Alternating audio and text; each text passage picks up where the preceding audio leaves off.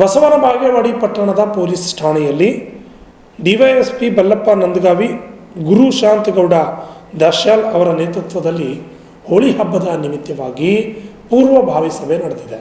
ಇದೇ ಸಮಯದಲ್ಲಿ ಡಿವೈಎಸ್ಪಿ ಬಲ್ಲಪ್ಪ ನಂದಗಾಮಿ ಅವರು ಮಾತನಾಡುತ್ತಾ ಮುಂಬರುವ ಹೋಳಿ ಹಬ್ಬವನ್ನು ಎಲ್ಲರೂ ಸೇರಿ ಅದ್ದೂರಿಯಾಗಿ ಶಾಂತಿಯುತವಾಗಿ ಆಚರಿಸಂತ ಹೇಳಿದರು. ಇದೇ ಸಮಯದಲ್ಲಿ ಪುರಸಭೆ ಸದಸ್ಯರಾದ ನೀಲು ನಾಯಕ್, ಅರವಿಂದ್ ಸಲ್ಲೋಡ್ಗಿ, ಅಶೋಕ್ ಹಾರಿವಾಳ, ಬಸಣ್ಣ ದೇಸಾಯಿ, ರವಿ ರಾಠೋಡ್, ಪರಶುರಾಮ್ ಅಡಿಗಿಮನೆ ಮುಂತಾದ ಊರಿನ ಗಣ್ಯರು ಮತ್ತು ಯುವಕರು ಹಾಜರಿದ್ದರು. Lakshman Kalal, RJ32 Kannada news, Talikote. ನೀಲು ನಾಯಕರು ಹೇಳಿದ ಮೇಲೆ ಮತ್ತೆ ಗ್ರಾಮೀಣದ ಒಂದು ಸ್ವಲ್ಪ ಹೇಳಬೇಕು. ನನಗೆ ಗೊತ್ತಿರೋ ಪ್ರಕಾರ ಈ ಹಿಂಗಾರಿ ಮುಗಿದ ಮೇಲೆ ಬರುವಂಥ ಹಬ್ಬ ಇದು. ಈಗ ರಾಶಿ ಎಲ್ಲ ಮುಗಿಸ್ಕೊಂಡು ರಾಶಿ ಆಡುವ ಹೊತ್ನಾಗ ಇನ್ನು 15 ದಿವಸ ಆದಮೇಲೆ ಒಮ್ಮೆ ಹೊಸ ವರ್ಷ ಬರ್ತೈತೆ. ಸೊ ಹೊಸ ವರ್ಷ ಬಂತಂದ್ರೆ ಗಿಡ ಎಲ್ಲ ಚಿಗುರಾಕತ್ತಾವೆ. ಸೊ ಅದಾದ 3 ತಿಂಗಳಿಗೆ ಮತ್ತೆ ಮಳೆಗಾಲ ಚಾಲು ಆಕತ್ತೆ ಅಂತೇಳಿ ಈಗ ರೆಸ್ಟ್ ಮಾಡೋ ಸಲುವಾಗಿ ಒಂದು ಹಬ್ಬ ಮಾಡಿಕೊಂಡು ರೆಸ್ಟ್ ಮಾಡುವ ಒಂದು ಹಬ್ಬ ಇದು. ಇನ್ನೊಂದು ಹೇಳ್ತಾರೆ ಏನು ಅಜ್ಞಾನ ಏನಿರ್ತೈತೆ ಅದನ್ನು ಅಜ್ಞಾನವನ್ನು ಹೋಲಾಡಿಸಿ ಜ್ಞಾನದ ಕಡೆ ಮುಂದೆ ಹೋಗೋದಕ್ಕಾಗಿ ಹೋಳಿ ಹಬ್ಬ ಅಂತ ಹೇಳ್ತಾರೆ. ಬಟ್ ನಮಗೆ ಮೋಸ್ಟ್ಲಿ ನಮಗೆ ಮ್ಯಾಚ್ ಆಗೋದಂದ್ರೆ ಏನೋ ಸುಗ್ಗಿ ಕಾಲದ ಹಬ್ಬ ಇದು. ಅದೇನು ಕರೆಕ್ಟ್ ಅಕ್ಟೋಬರ್ ಅಥವಾ ನವಂಬರ್ಗೆ ಉತ್ತರಿ ಮಳೆಗೆ ನಾವು ಬೆಳೆ ಹಾಕಿ ತೆನೆಯೋದು ಆದಾಗ ಕರೆಕ್ಟಾಗಿ ನಮ್ಗೆ ಇದನ್ನು ಬರ್ತೈತಿ, ಏನೋ ಸಂಕ್ರಮಣ ಬರ್ತೈತಿ. ಸೊ ಈಗೆಲ್ಲ ರಾಶಿ ಮುಗಿಸಿ ಫ್ರೀ ಆಗಿ ಕುಂತಿರ್ತೀವಿ, ಅದಕ್ಕೆ ಒಂದು ಹೋಳಿ ಹಬ್ಬ ಆಡೋದು. ಈಗ ಬಾಗೇವಾಡಿ ಒಳಗೆ ತೊಂದರೆಗಳನ್ನೆಲ್ಲ ಹೇಳಿದ್ರು. ಈಗ ಆ ಥರ ಯಾವುದೋ ತೊಂದರೆಗಳು ಆಗಂಗಿಲ್ಲ. ನಂದೊಂದು ಏನು ರಿಕ್ವೆಸ್ಟ್ ಅಂದರೆ, ನೀವೆಲ್ಲರೂ ಬಣ್ಣ ಆಡ್ತಿರ್ಲಿಕ್ಕಂದ್ರೆ ಮತ್ತು ನಮಗೆ ಭಾಳ ಇದು ಬೇಜಾರು ಅನ್ಸತ್ತಿ. ನೀವೆಲ್ಲರೂ ಬಣ್ಣ ಆಡಬೇಕು, ಯಾರೂ ಬಿಡಬೇಡ್ರಿ.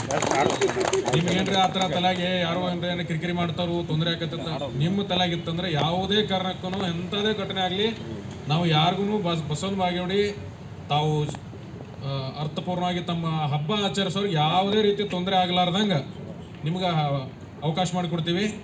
ತಾವೆಲ್ಲರೂ ಯಾವುದು ಊರು ಬಿಟ್ಟು ಎಲ್ಲೂ ಹೋಗಬೇಡ್ರಿ. ಇದೊಂದು ಹಬ್ಬ ಮೊದಲೆಲ್ಲ ಹೇಳ್ತಿದ್ರು, ಇದು ಗಂಡ್ಮಕ್ಳ ಹಬ್ಬ ಇದೊಂದು ಐತೆ ಅಂತೇಳಿ. ಎಲ್ಲರದು ಐತಿದ ಮನ್ಯಾಗ. ಈಗೆಲ್ಲಿ ಗಂಡ್ಮಕ್ಳು ಹೆಣ್ಮಕ್ಳು ಅಂತ ಡಿಫ್ರೆನ್ಸ್ ಇಲ್ಲ. ಈಗ ಎಲ್ಲರೂ ಕೂಡಿ ಆಡುವಂಥದ್ದು.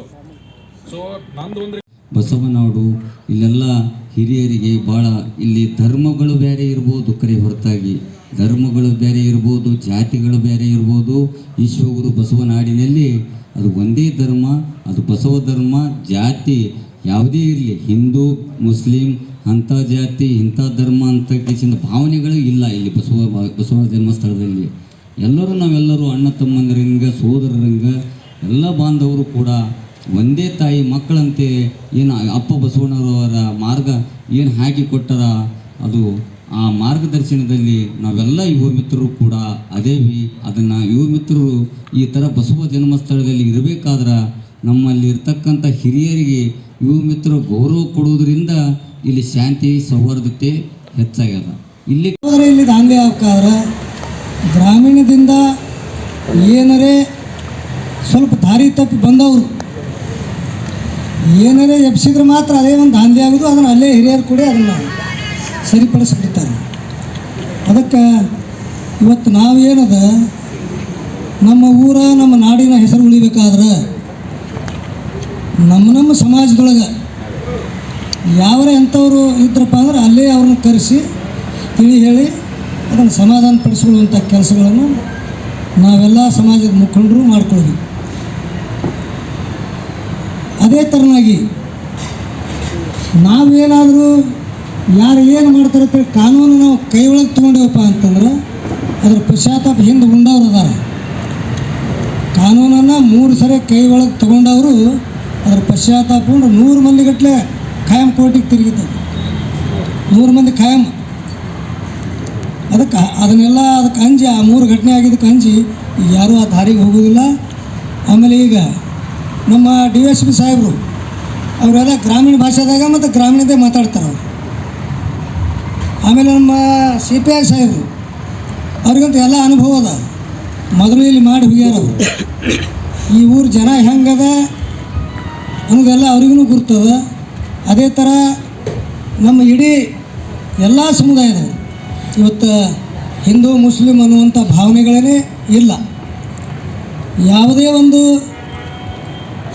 ಜಾತ್ರೆ ಫಂಕ್ಷನ್ ಏನೇ ನಡೀಲಿ ಆ ಸಮಾಜದವ್ರು ಮಾಡಿಕೊಂಡ್ರೆ ಇನ್ನೊಂದು ಸಮಾಜದವ್ರು ಅದಕ್ಕೆ ಯಾವಾಗಲೂ ಬೆಂಬಲವಾಗಿ ನಿಂದಿರ್ತಾರೆ. ಅದಕ್ಕೆ ಇನ್ನು ಮುಂದಾದರೂ ಈಗೇನು ನಾವು ಬಂದೀವಿ 20 ವರ್ಷ ಕಡೆ ಅದೇ ಥರ ಮುಂದುವರ್ಸ್ಕೊಂಡು ಹೋಗೋನು, ಅಧಿಕಾರಿಗಳಿಗೆ ನಾವು ಗೌರವವನ್ನು ಕೊಡೋನು, ಕಾನೂನಿಗೆ ಗೌರವ ಕೊಡೋನು, ಎಲ್ಲರೂ ಒಳ್ಳೆಯ ರೀತಿಯಿಂದ ಒಂದು ಒಳ್ಳೆಯ ಇಂಥವೆಲ್ಲ ಇವೇನು ಕಾರ್ಯಕ್ರಮ ಅದಾವಲ್ಲ ಇಂಥವೆಲ್ಲ ಮಾಡ್ಕೊತ ಹೋಗ್ಬೇಕು. ಈಗ ನೋಡಿ ರಾಜೇಶ್